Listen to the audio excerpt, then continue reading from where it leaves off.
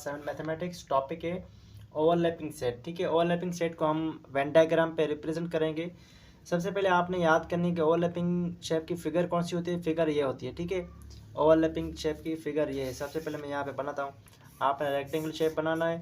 ये जो दो सर्कल है ना, आपने इसको इस तरह से मिला के यहाँ पे एक कलर पड़ेगा।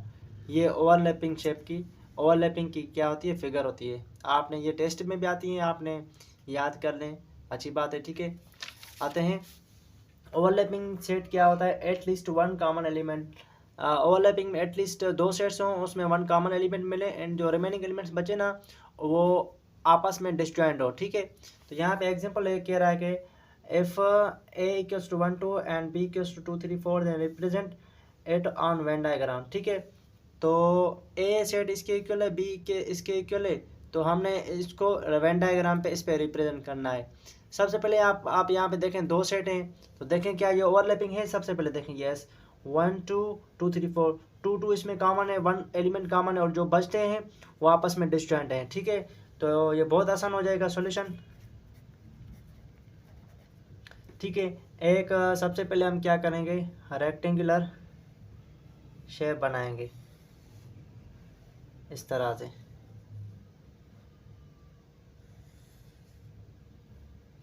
रेक्टेंगल शेप बन गया।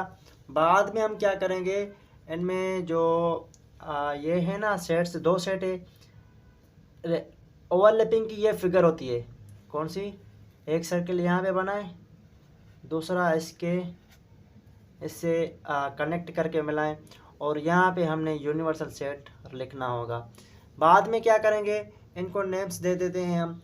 ये जो है ना हमारा ये वाला सेट है, ये हमारा ए सेट है और ये हमारा बी सेट है। ठीक है, बहुत अच्छा। बाद में देखें आप ए एंड बी में क्या कॉमन मिल रहा है, जो यहाँ पे रखें। ए एंड बी में जो कॉमन मिले ना वो आपने यहाँ पे इसके अंदर रखना है। तो 1 कॉमन नहीं है, 2 2 इसमें है, तो जो कॉमन मिले ना वो इसके अंदर रखें। ठीक है, और कुछ भी कॉमन नहीं है। बाद में क्या करेंगे, जो अनकॉमन एलिमेंट्स है ना वो ए सेट में भी रखें, बी सेट में। ए सेट में कौन सा एलिमेंट रह गया है, ए सेट में 1 रह गया है, तो 1 हम यहाँ पे रखेंगे। बी सेट में कौन से रह गए हैं, 3 4, 3 कामा ज़रूर डालनी है, 3 कामा 4 रह गए हैं। तो आप यहाँ पे देखें ए सेट में क्या कहा जाता है, ए सेट में 1 भी है और 2 भी है क्योंकि ये इसके ओवरलैप कर रहा है। और बी सेट में क्या कहा जाता है, 2 3 4, 2 जो है ना ए में भी है और बी में भी है। तो ये ओवरलैपिंग सेट की ये हमने वेन डायग्राम पे इसको रिप्रेजेंट किया है। बाद में क्या करना है, इसको कलर ज़रूर करना है।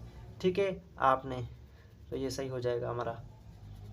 इसको मैं कलर कर देता हूँ ताकि आपको अच्छी तरह से समझ में आ जाए। ठीक है,